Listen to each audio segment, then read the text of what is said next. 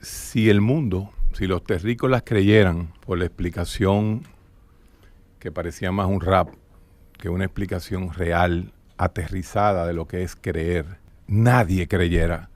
Porque el 99.9% de los latinoamericanos que profesan la fe cristiana no entendieron ni puta madre de lo que se ha dicho aquí.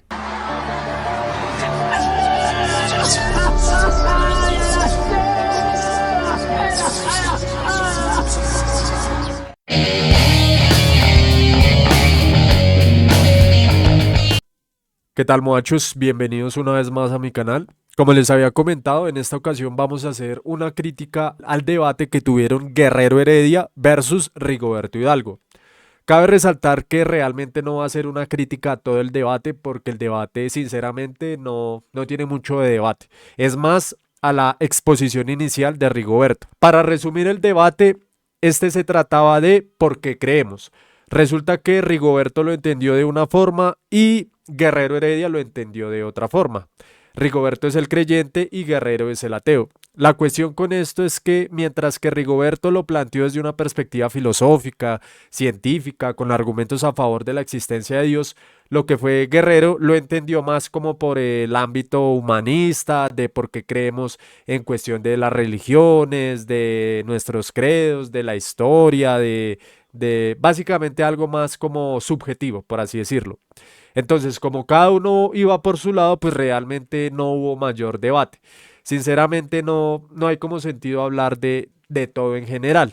Para resumirles rápidamente ese debate, la exposición de Rigoberto fue lo único básicamente para comentar. Lo demás ya fue como cada uno por su lado. Al final resultaron echándose flores el uno al otro, que quiero orar por ti, que Dios te bendiga, que yo veo que ya te estás volviendo creyente, que necesitamos más creyentes como tú. Bueno, todo ese tipo de cosas que pues a la hora del test son como más de emocionalidad, de todo ese tipo de cosas que nada que ver. Entonces, pues nos saltamos toda esa parte y vamos directo a los argumentos. Ahora, respecto al argumento de Rigoberto, cabe resaltar que él tiene un discurso bastante preparado. Por esa razón, en los 9 minutos que tuvo exposición, dijo cualquier cantidad de argumentos en un momentico. Y literalmente en un debate criticar eso punto por punto es casi que imposible, porque no se puede abordar punto por punto solamente con un pedacito. Toca entrar a explicar cada punto. Entonces, no hubiera sido como un debate fructífero a la hora del té, así la otra persona lo hubiera entendido todo. Entonces, pues, debido a esto mismo, vamos a criticar los 3 puntos principales del argumento de Rigoberto. No nos vamos a extender en punto por punto porque todo es en sí de lo mismo. Ya he hablado muchas veces de eso, entonces vamos a profundizar específicamente en los 3 puntos que considero más fuertes o principales de su argumento. Entonces, teniendo claro eso, vamos con el video. La creencia que voy a sostener es la proposición Dios existe, y el por qué lo justificaré a continuación. Número 1. Cada fenómeno que emerge en el tiempo tiene un fundamento necesario. 2. El universo es un fenómeno que emergió en el tiempo. Por lo tanto, el universo tiene un fundamento necesario. Conforme a la premisa número 1, cada fenómeno que emerge en el tiempo tiene un fundamento necesario, es decir, el universo como tal comienza a existir, entonces se verifica por 3 razones. Ex nihilo nihil fit. 2. La nada carece de poder causal. De la nada, nada proviene. Y 3. Principio de causalidad. Pues sabemos de antemano que todo fenómeno tiene una causa. Comenzar a existir es un fenómeno, por lo tanto, todo lo que comienza a existir tiene una causa. Para que el doctor niegue esta premisa, tiene que negar el principio de causalidad y el principio ex nihilo nihil fit.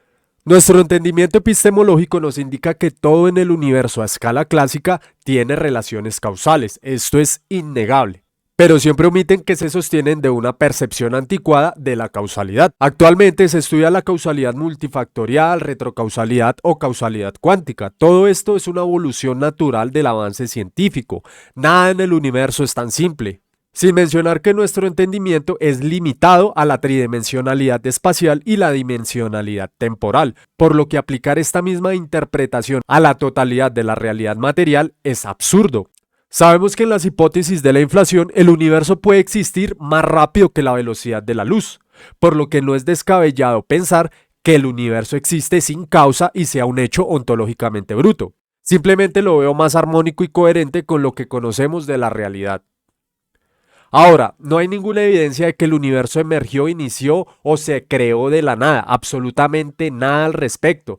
Por lo tanto, ahí se acaba el debate. Si alguien te dice que el universo y la totalidad de la realidad material se creó en el Big Bang, te está mintiendo descaradamente. Según Rigoberto, el principio antrópico dice literalmente que nada existe antes de la singularidad. La pregunta es, ¿de dónde saca esto este man? Esta conclusión está en contra de todo lo que comprendemos del inicio del universo. Incluso William Lane Craig en su debate con Smith comparte la dificultad de la ciencia y la filosofía para descifrar si la singularidad es una abstracción matemática o es un estado físico ontológicamente real. El único soporte científico que tienen los teístas para defender el supuesto inicio absoluto del universo es el teorema BGB. Pero esto demuestra que el universo tuvo un comienzo absoluto junto a sus constituyentes materiales fundamentales. La respuesta nuevamente es que no, el teorema solo se compromete con que la inflación no pudo ser eterna en el pasado, pero es viable tanto con teorías emergentes como eternalistas. Resulta que en este teorema solo se basa en la teoría de la relatividad y en su modelo semiclásico. Claramente debemos aceptar que el universo clásico tuvo un comienzo, hace aproximadamente 13.700 millones de años, pero afirmar que sucede lo mismo con el mundo cuántico es un error. Para Vilenkin, que Rigoberto menciona, la cuestión de cómo empezó el universo todavía está envuelto en un capullo de misterio. Si las palabras de Vilenkin no son suficientes, te leo un fragmento del libro El tejido del cosmos de Brian Greene. Una falsa idea muy extendida es que el Big Bang ofrece una teoría de los orígenes cósmicos. No lo hace.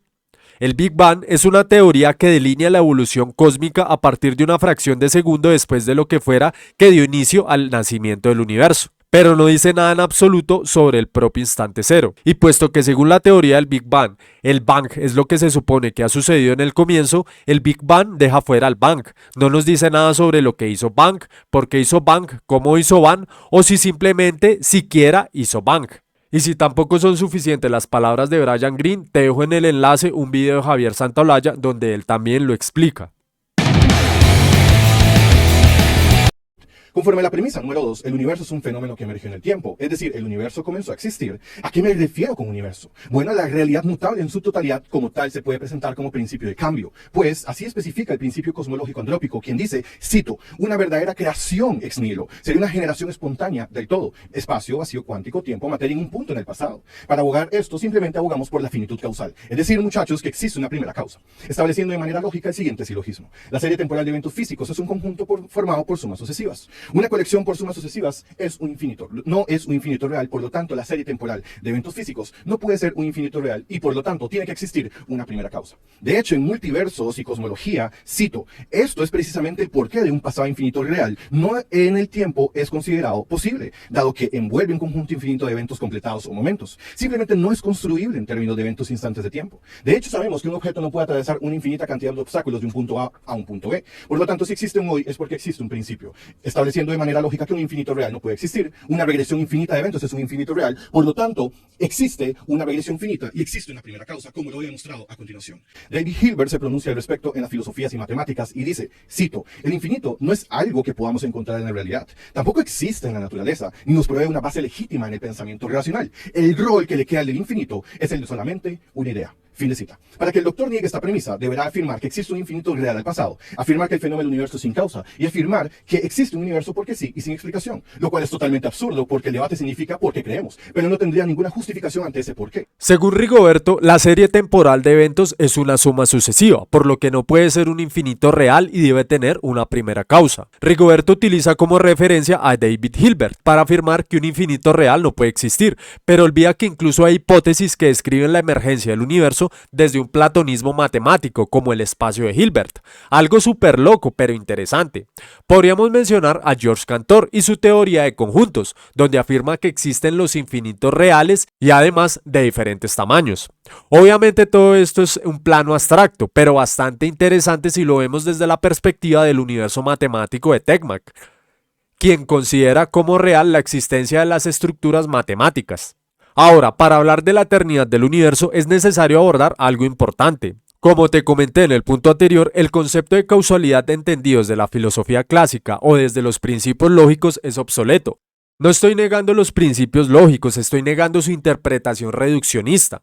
En el ámbito científico es bastante cuestionado el concepto de causalidad unifactorial, ya que la complejidad de procesos físicos como en la mecánica cuántica nos lleva a comprender un entramado de causas más complejo, donde se generan múltiples efectos. Por ejemplo, las partículas fundamentales no son el resultado de una única causa, sino que cada partícula tiene sus respectivos campos cuánticos, y el vacío donde interactúan las partículas virtuales revelan que la causalidad no puede ser comprendida de tal forma tan simple en donde A causa B, porque la naturaleza del mundo subatómico es indescifrable. Del mismo modo, en la causalidad cuántica se cree que la causalidad no es una relación lineal, sino más bien una estructura compleja, que se pliega y se curva en función de las condiciones cuánticas. En este sentido, no hay un inicio claro del universo, ya que el tiempo no es una línea recta que se pueda trazar hacia atrás. En su lugar, podríamos pensar en el universo como una estructura eterna y sin límites, que no tiene un comienzo ni un final, donde A causa B y B causa C, pero C también causa A. El teísta podría decir que todo lo que vemos demuestra una causalidad lineal donde la causa antecede siempre al efecto. ¿Pero acaso nuestra visión del mundo puede comprender el microcosmos? Recordemos que la superposición o el entrelazamiento cuántico destruye todo lo que creemos comprender de la realidad observable. Hipótesis como el modelo Harte-Hodgkin o gravedad cuántica de bucles, teoría de cuerdas, describen una red de entramado de causas que interactúan entre sí por la eternidad. Con un ejemplo sería más simple de entender.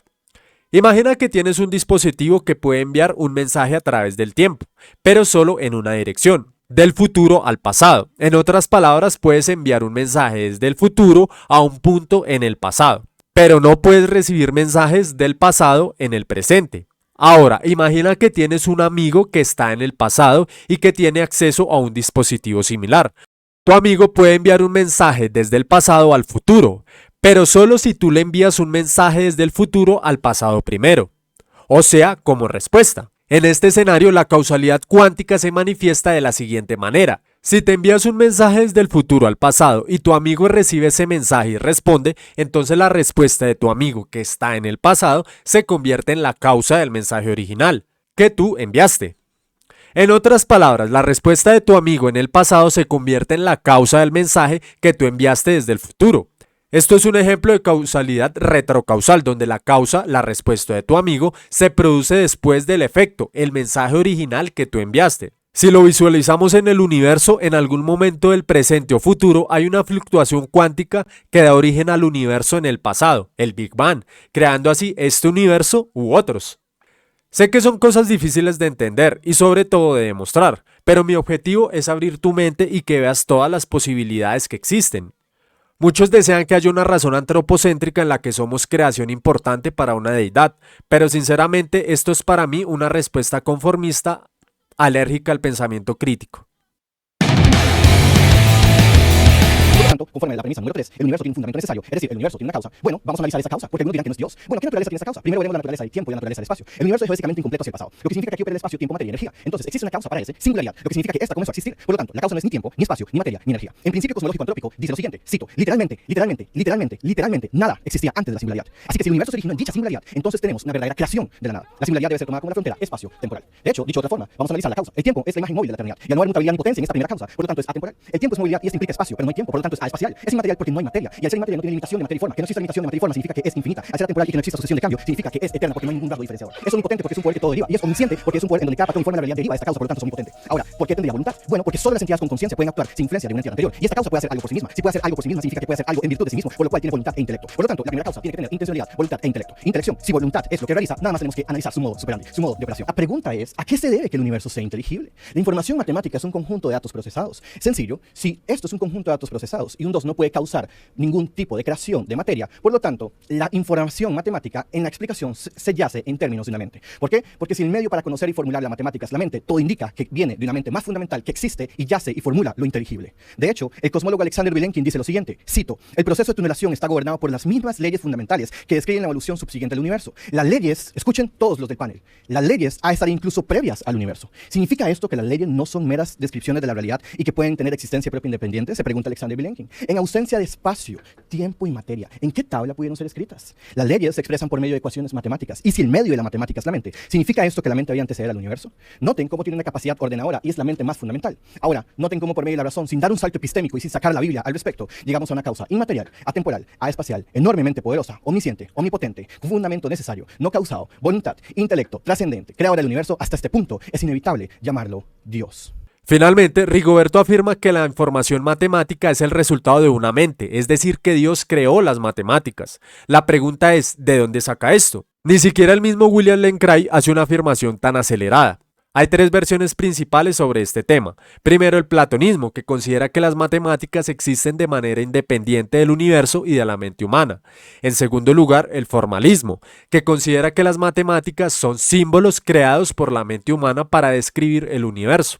Y en tercer lugar, el realismo, que considera que las matemáticas emergen del universo y el ser humano las va descubriendo conforme empieza a entender el mundo. Lo interesante de esto es que dentro de las hipótesis del multiverso existe la posibilidad no solo de que hayan diferentes leyes físicas, sino también diferentes matemáticas. Personalmente me parece más coherente que las matemáticas tengan una existencia dependiente del universo, es decir, que no pueden existir la una sin la otra, y que cada universo que emerge lo hace en conjunto con sus propias leyes y principios matemáticos propios, es decir, que tanto el universo como su sistema matemático son un hecho ontológicamente bruto.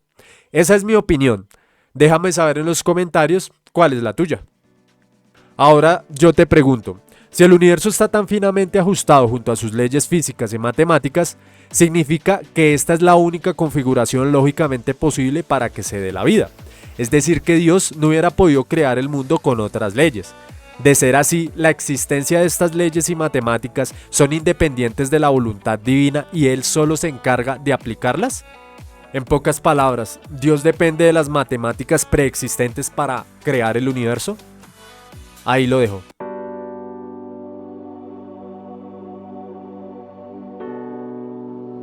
Bueno, muchachos, gracias por llegar hasta el final. No olvides suscribirte. Les recuerdo que el día de mañana estaré haciendo un directo tanto en YouTube como en TikTok. Sinceramente, estoy mirando si lo puedo hacer en ambos o solo en uno, dependiendo pues cómo pueda yo cuadrar, porque soy medio novato en esa cuestión de directos. Entonces, pues vamos a ver si lo podemos cuadrar en ambos casos. Entonces, no olvides suscribirte y les deseo lo mejor.